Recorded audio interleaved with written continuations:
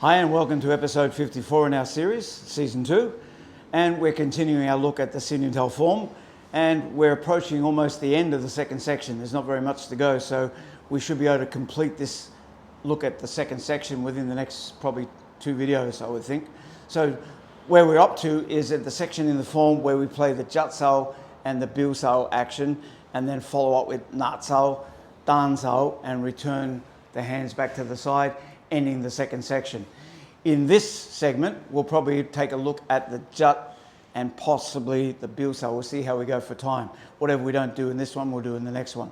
So if you look at it from the side, in the form where we're up to so far, as of last time, we ended up in this Jat Sau position. The next action is to turn the hands over.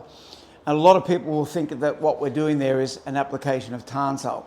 And in some regards, that's not entirely wrong thinking, but it's not really what the point of the exercise is.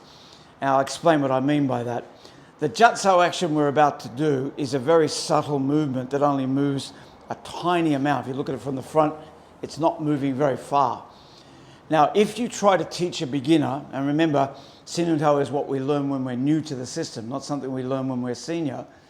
For a beginner to try to appreciate the complexity of a Jat Sau movement over such a small amount of movement in the arms is difficult.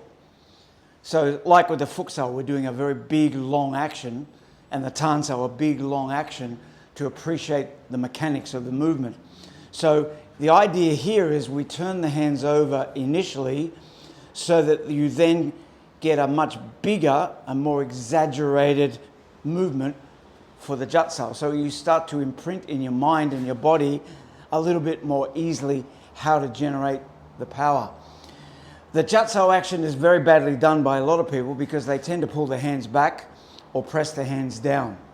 And that's a very dangerous situation because if you pull them back, you're allowing your opponent in.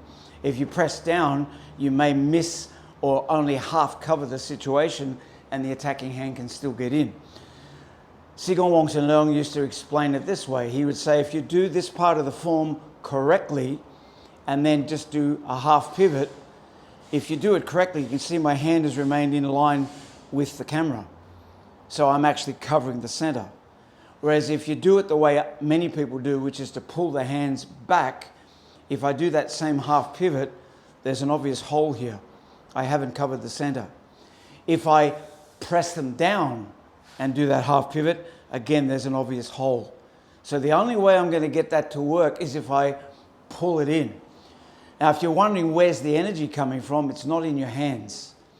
You're using your elbows to jerk in. Remember, zap means jerk or drag. The elbows are pulling in towards the hips. You're using the core muscles, the thigh muscles, and very much the lat muscles. So the energy of the technique is from the entire body. So when we put it into play, if Gantak will come into frame now and help me demonstrate, when the hand that's is threatening my position is coming in, what Jat Sau does, if I bring it in correctly, is it turns him off the center line and leaves him open for whatever I want to do next. If there's already contact existing, then it will drag him out of the way.